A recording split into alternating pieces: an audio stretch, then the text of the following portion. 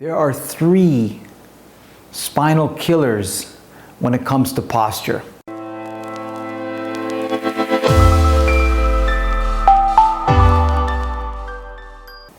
The first is sleep. And you should check out my video that I did on that. It's about 10 minutes of just pure postural tips and essentials regarding sleep. What we're going to cover in this video is how to master your sitting position and how to master time on technology. These three things, improper sleeping, improper sitting, and improper technology usage, by far are the three spinal killers when it comes to improper posture. So let's start with sitting. The first rule is, even if you're sitting properly, even if you're sitting in a picture perfect way, you still can't be sitting for an extended period of time because we're not built to sit like that. We are stressing our spines, stressing our discs, stressing our nervous system when we're sitting for extended periods of time. So every 20 minutes, whether you're driving, whether you're sitting at the office, whether you're sitting at home watching TV or you're on social media, you don't want to be sitting for more than 20 minutes. You want to take a break and get up. Okay? So when you are sitting, this is the first thing I want you to consider. The 90-degree sit posture. Follow me over here. So most people have been told growing up to not slouch and to sit up straight. It is good advice. However, if there's a gap here between your rear and the chair, what'll happen is over time, even if you're sitting properly, you'll tend to slouch and break that proper position. So to prevent slouching, the advice should be sit all the way back in the chair. Because if you do, if you get all the way back and there's no space between your rear and the chair, as soon as you lean backwards, you're naturally at 90 degrees. You're naturally, let me just lock it here, in the proper position. You see that?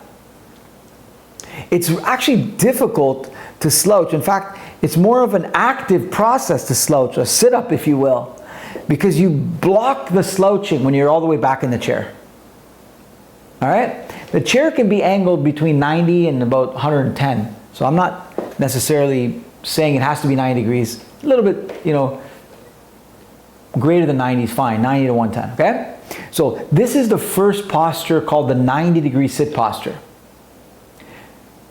And like I said, when you're sitting all the way back in the chair, that's the most important thing.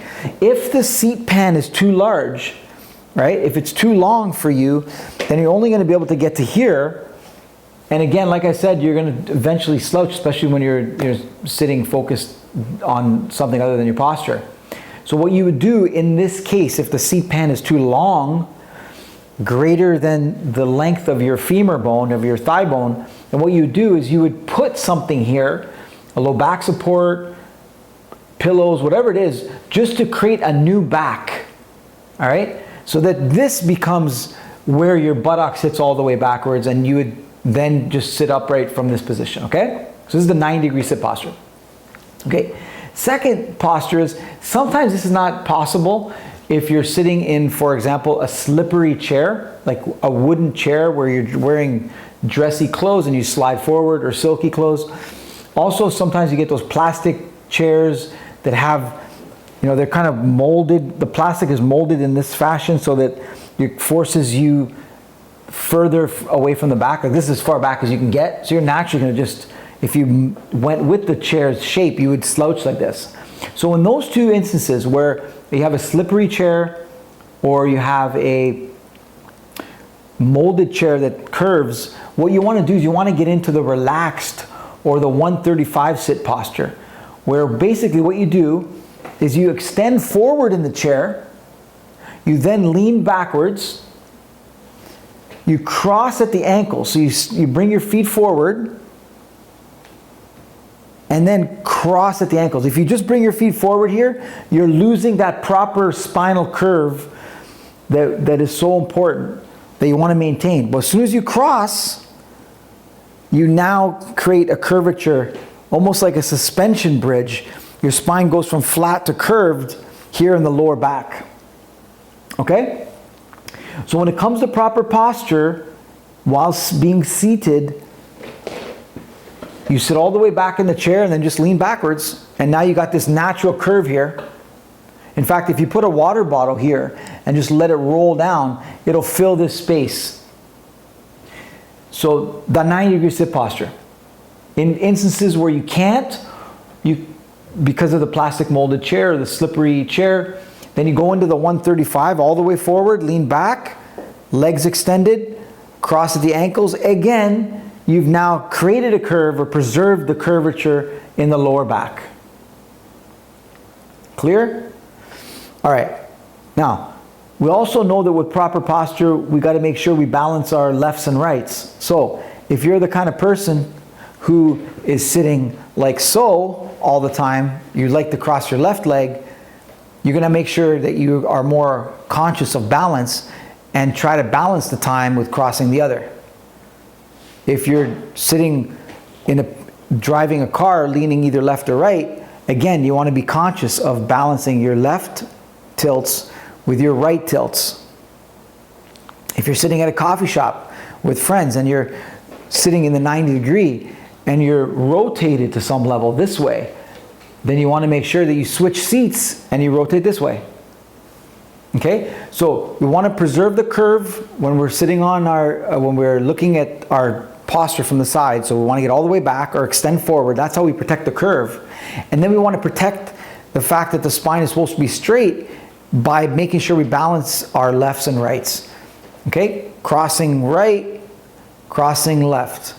Crossing right, crossing left. Tilting right, tilting left. Rotating right, rotating left. Okay? So, quick summary. Number one, don't sit for extended periods of time. Every 20 minutes or so, you want to make sure you get up. Either change positions or get up and just stand.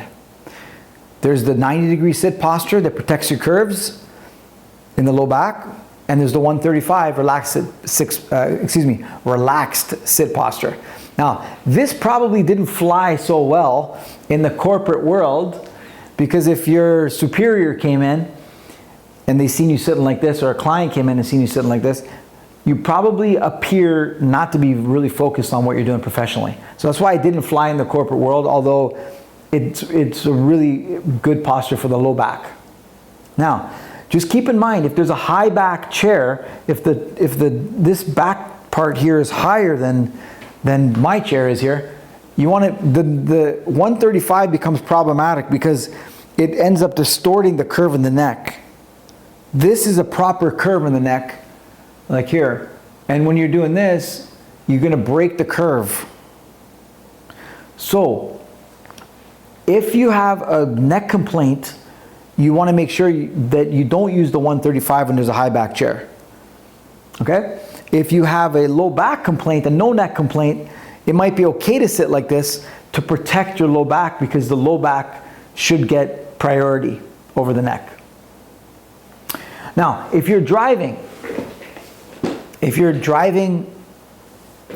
and it's hot or cold, or it's difficult for you to stop the car and get out, then what you do is you have a couple options.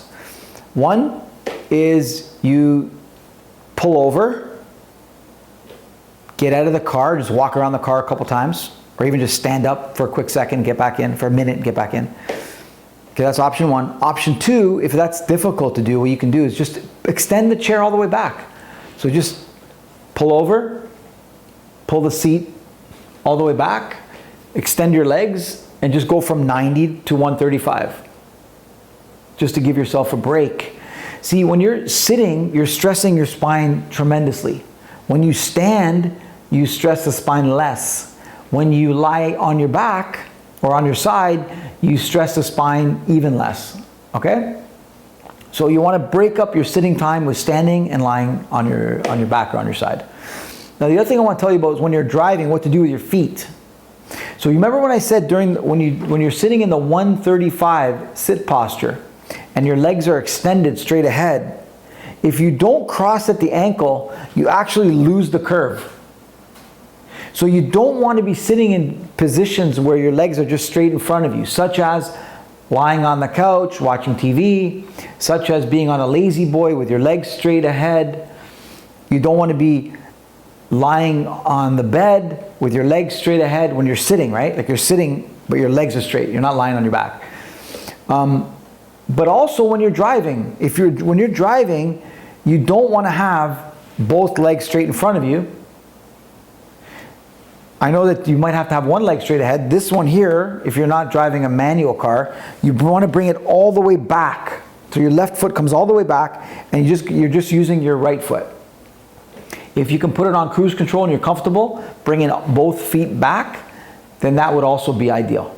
And I think in the future, with self-driven or semi-automatic cars, what's the word I'm looking for here? But anyways, with this whole artificial intelligence stuff where cars will be self-driven, to some level you're still going to have to play a role in that. You probably won't need your legs at that point and probably just be hands only. Okay? So that's pretty much what I would recommend for sitting. Just apply these things everywhere you can. So you want to apply this when you're sitting on the couch. You want to try to get all the way back.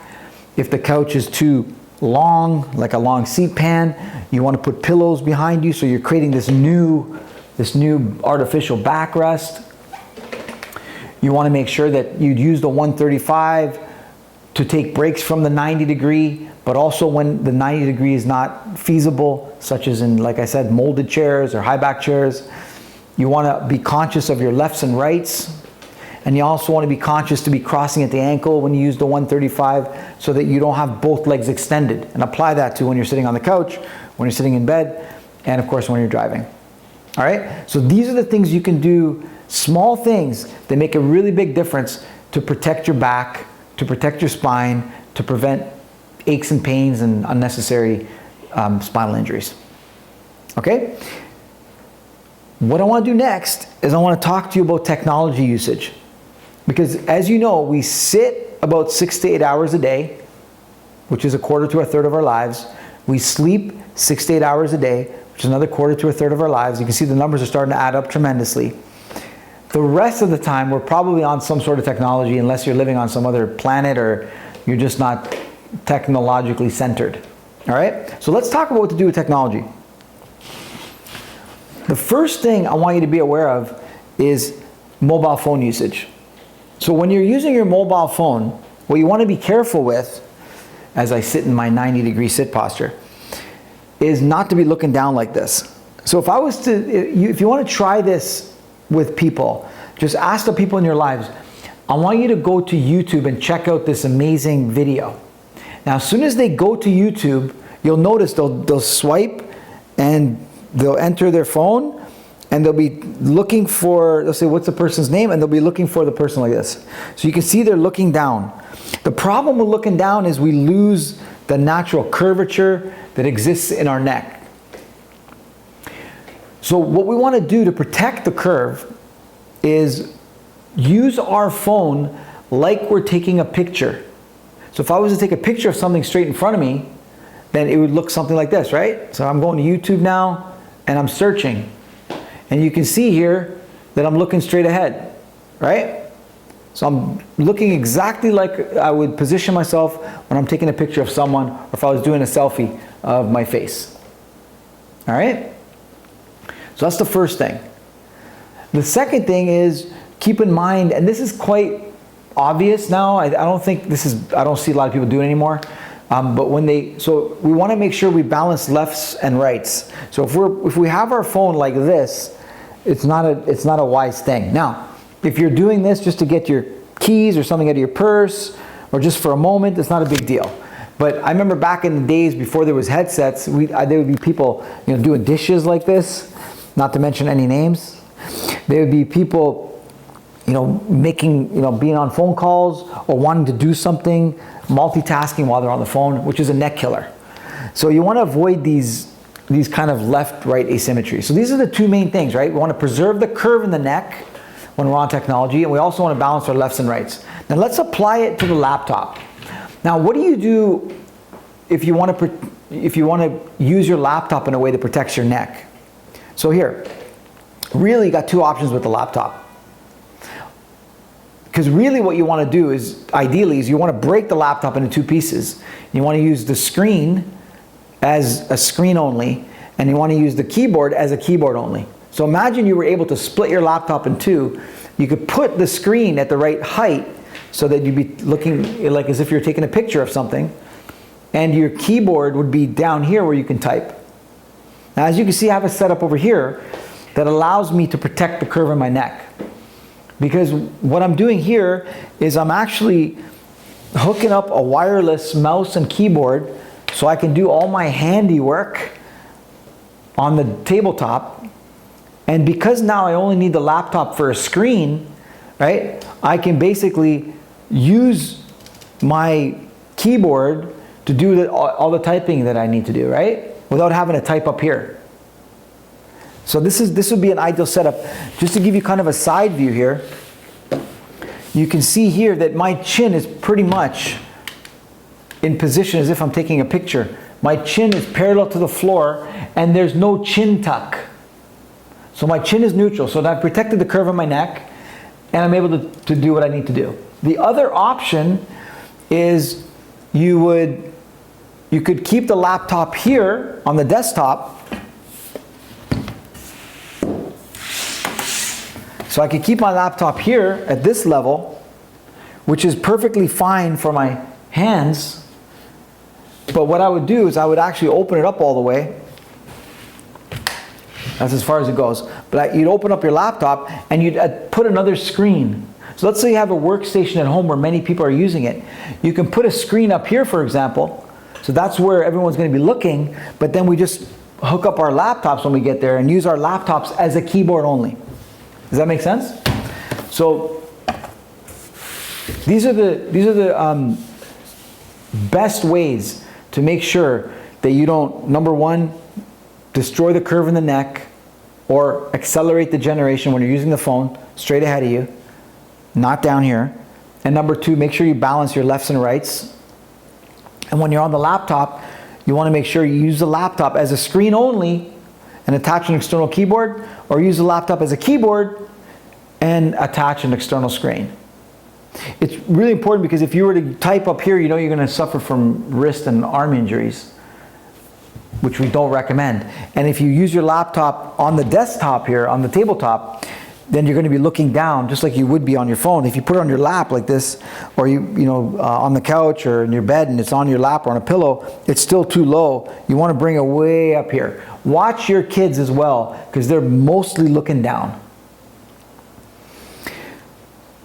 If I was to give you one other thing to consider when it comes to this kind of setup, it would be consider using a docking station. A docking station is when you open up your laptop and you actually put it into a station whereby it provides you with a keyboard and your laptop is being utilized as a screen only. So it's real basic. What you just discovered today are simple things, small things that can make a massive difference, a really big difference over time if you do them properly.